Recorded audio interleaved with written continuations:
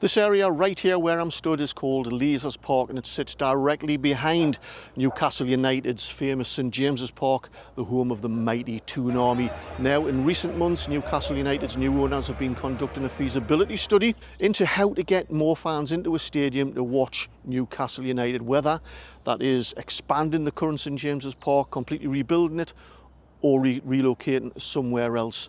And we've been told by the club that the news on the direction that they're going to be taking is imminent, could be days. So as you can imagine, speculation is at fever pitch amongst Newcastle fans as to what exactly is going to happen. And that is being helped along by an entertainment channel called Bondybot, who do 3D stadium animations, but also in light of a few weeks ago, Urban Green, the organisation that manages the park, didn't put Leazes Park forward for the annual Green Flag Award. So what does all that mean? So are Newcastle United about to build a brand new stadium right where I'm stood here in the oldest park in Newcastle? Well, in this video, I think you're about to find out. It's coming up. Welcome back, it's Eddie here from Tyneside Life. If you're new to the channel, I cover the history, culture and the football of Newcastle and the general Tyneside area. I love researching stuff, getting to the bottom of stuff, investigating what's going on in the Tyneside area. And you'll know, if you've been hanging around, that I'm quite passionate about what's happening with Newcastle United, in particular stadium development. And recently I put 7 videos together. You can find them on a playlist on my channel, and the videos in there look at the various areas that have been speculated about, and they're light on opinion but heavy on fact. So if you want questions answered like can you build a stadium down next to the arena, or can you build a stadium on the town moor, or in terms of capacity, what's the difference between maximisation and optimisation, you'll find the answers in those videos. If that appeals to you, make sure you hit that subscribe button and the bell, so every time I release a new video, you'll receive a notification. So yes, as I said just before there, the news is imminent on the direction Newcastle United are going to take in relation to getting the stadium sorted out. And that was via Darren Eales. Unfortunately, most of you will know that Darren Eales has recently received a chronic blood cancer diagnosis. And as far as I'm concerned, from my point of view, I think Darren Eales has done a brilliant job for Newcastle United. And if you're watching, Darren, I hope you get through this, and good luck for the future.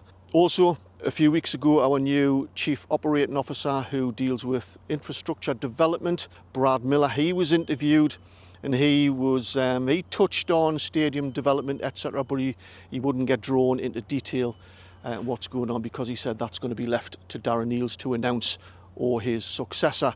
But he did say, or 2 things come out of that interview. One is that the message is this is a once in a generation opportunity for Newcastle United to get it right, the stadium, get it right first time. And there's only one cheque going to be written. Now, I interpreted that in a particular way, but I'm not going to get into that in this particular video. But we're talking about Leazes Park today and the possibility of building here inside Leazes Park. But before we go into that, we need to understand kind of the history and the context of what Leazes Park is, what it's all about, and what its status is. Leazes means meadowlands, and Leazes Park is Newcastle's oldest park. It was opened in 1873 during the reign of Queen Victoria, and it sits directly northwest of Newcastle United's St James's Park, behind the famous Leazes stand and adjacent to the RVI. It took around 16 years to open after a petition of 3,000 signatures was presented to Newcastle City Council by the working men of Newcastle in 1857 for an area of land to be used for health and recreation. It was designed by John Hancock. You'll have heard of Newcastle's Hancock Museum, and John Lang, the steward to the famous William Armstrong, and it was given the nod by Sir Charles Hammond. Leazes Park sits inside what is known as the Leazes Conservation Area and is a Grade 2 listed park, meaning it is of special historical interest, warranting every effort to preserve it and to promote its ecological sustainability. The land was given to the townsmen or freemen of Newcastle by King John in the early 13th century for cattle grazing, which includes the adjacent Castle Leazes and the collection of moors to its north, commonly referred to as the town moor. This in total is around 1,000 acres. This cattle grazing right was made an Act of Parliament in 1774, although cattle grazing isn't used in Leazes Park itself. The park consists of an ornamental bandstand which opened in 1875 and a Victorian terrace. In its day, this attracted large crowds on Sundays to enjoy free musical entertainment. The park entrance also has huge iron gates donated as a gift for Queen Victoria's Diamond Jubilee in 1896. There's a lake that is stocked with fish, which is used by the Leazes Angling Club, a children's play area, a cafe, tennis courts and winding tree-lined paths. Did you know that the Lort Burn, which currently runs underneath Grey Street, has its source just beside the park lake? In 2000, the park received $3.7 million from the Lottery Fund to restore it to its original condition. And since its reopening in 2004, visitor numbers have continued to rise. The park currently provides a platform for art exhibitions, outdoor cinema, light shows, music festivals, the Green Festival and the annual Newcastle Garden and Allotment Show. In 1997, Sir John Hall proposed a new stadium that would straddle Castle Leazes and Leazes Park, but this was knocked on the head when it was met with fierce resistance from conservation groups and local residents. The decision was then made to expand St James's Park as we see it today. Today, the park is managed by the charity organisation Urban Green in collaboration with Newcastle City Council, Freeman of Newcastle and the conservation volunteer organisation Friends of Leazes Park. Urban Green didn't enter Leazes Park for the annual Green Flag Award this year due to ongoing discussions regarding park management plans. Fascinating stuff. Well, it's actually Urban Green, the charity organisation that manages and runs the park, that I've been in touch with, in communication with, in an official capacity through their press office. So I have sent them a number of questions that I wanted answered or was looking to have answered, and they have provided answers to those questions. So I am fully aware of the, for want of a better word, the difficult period Leazes Park is going through at the moment. I am aware of some political rumblings in the background as to whether Urban Green may be looking after Newcastle's parks in the future. But rather than get bogged down with all that in this video, I'm actually going to do a completely separate video to cover all of those things in terms of Urban Green and specifically Leazes Park. Now, hypothetically, let's just imagine that Newcastle United are going to build a stadium in Leazes Park. Now, I have been in touch with a contact in the City Council Planning Department who's given me some information, some legal information that would be incumbent on Newcastle United if they were to build a stadium in the park. And this is since 2023. There's now a requirement for all developments to deliver what's termed biodiversity net gain. So if they build a stadium on the park, they would have to make up for the loss of habitats for the area that they took up, plus 10% on top of that. So what does that mean? Well, a piece of land would have to be identified. It doesn't have to be within the city, and to have these habitat improvements to be managed for at least 10 years. That is no small feat for Newcastle United to do that, to build here and then find another piece of land that the area is going to take plus 10% in order to manage new habitat for a period of 10 years. I hope that made sense.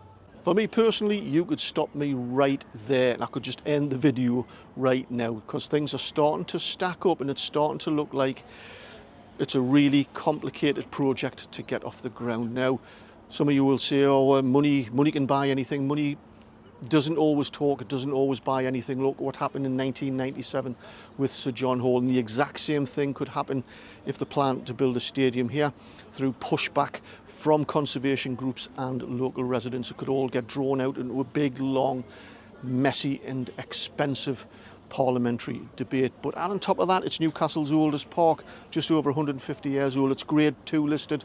It is in a conservation area with a strategy by Newcastle City Council and the Freeman to sustainably look after the conservation of Newcastle and to protect our green spaces. And now on top of that, since last year, it's now a legal obligation for the developer, i.e. Newcastle, to find another piece of land that it's occupying plus 10% to look after the habitat for a minimum of 10 years. And I've got some more news on top of that again. So, Urban Green Newcastle clearly work in partnership and under the umbrella of responsibility with Newcastle City Council, also in partnership with the Freemen of Newcastle, also in partnership with the Friends of Leazes Park Conservation Group and other key stakeholders. They'll be in communication regularly having meetings about the development and sustainability and plans and projects for the various parks around Newcastle. So let's cut to the chase. I asked a couple of specific questions in relation to stadium development on Leazes Park, and I asked them, many Newcastle fans believe that Leazes Park is an ideal area for the club to build a new stadium. Has there been any contact from NUFC regarding this? Urban Green replied, Newcastle United Football Club has not contacted Urban Green about using Leazes Park as the location for a new stadium. And I asked a second question because I wanted to tighten that up a little bit, because Newcastle United might have spoken to other organisations like the council, etc.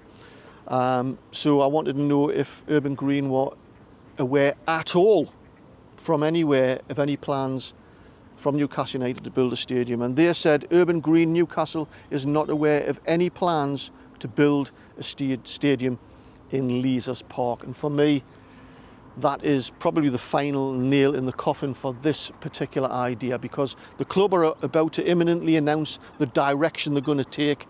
So if they're planning to build a stadium inside Leazes Park as described, then Urban Green don't know anything about it, or Newcastle City Council or the Freemen of Newcastle.